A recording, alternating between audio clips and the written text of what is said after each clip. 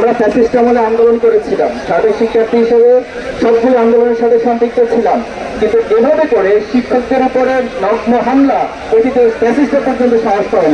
এই বিশ্ববিদ্যালয় এভাবে বঞ্চিত কেন হবে? একজন সাবেক শিক্ষার্থী হিসেবে আমি জানি এই বিশ্ববিদ্যালয়ের শিক্ষার্থীরা কতটা ভিকটিমের তাদেরকে বহন করতে হয়, কতটা ভিকটিম তাদেরকে হতে হয়। যখন এখানে পুরান ঢাকায় ম্যাচ নিতে যাওয়া হয়, কি পরিমাণ অবজ্ঞার চোখে একজন শিক্ষার্থীকে দেখে সেটা আসলে বলার মতো ভাষা নেই আমাদের। তাহলে এভাবে আর কতদিন অবজ্ঞার চোখের দৃষ্টি নিয়ে একজন শিক্ষার্থীকে, একটা পাবলিক বিশ্ববিদ্যালয়ের শিক্ষার্থীদেরকে তার জীবন কাটাতে হবে? এবং পুরান ঢাকার মেসের যে লাইফস্টাইল, এটা কতটা অস্বাস্থ্যকর এবং কতটা একজন শিক্ষার্থীদের জন্য কষ্টকর, এটা আসলে যারা এখানে থাকে শুধুমাত্র তারাই বুঝতে পারে। আর বিশেষ করে বাংলাদেশের গুরুত্বপূর্ণ পাবলিক বিশ্ববিদ্যালয় হিসেবে জগন্নাথ বিশ্ববিদ্যালয়ের যে শিক্ষার্থীরা যে দাবিগুলো উত্থাপন করেছে। RICL TMX, যুগের পর যুগ স্থাপনা থাকে মজবুত। এই দাবির সাথে ইতিমধ্যে আমরা জেনেছি সকল শিক্ষক, কর্মকর্তা, কর্মচারী এবং সকল রাজনৈতিক বা ছাত্র সংগঠন যারা রয়েছে তারা সামাজিক সংগঠন সহ সকলে একাত্মতা পোষণ করেছে।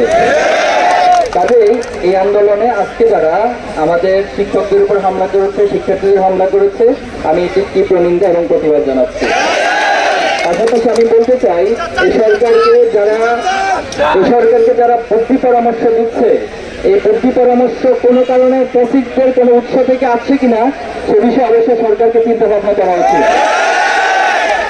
আমরা ফ্যাসিস্ট আমলে আন্দোলন করেছিলাম, সাবেক শিক্ষার্থী হিসেবে সবগুলো আন্দোলনের সাথে সম্পৃক্ত ছিলাম, কিন্তু এভাবে করে শিক্ষকদের উপরে নগ্ন হামলা অতীতে ফ্যাসিস্ট পর্যন্ত সাহস করেন।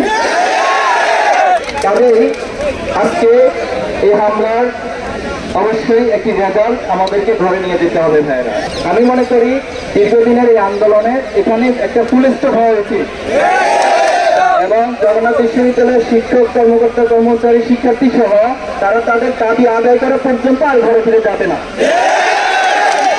একটা সাবেক শিক্ষার্থী হিসেবে আমি আপনাদের পাশে আছি এবং আপনাদের আন্দোলনের সাথে আমার সর্বোচ্চ সাপোর্ট আমি করতে চাই।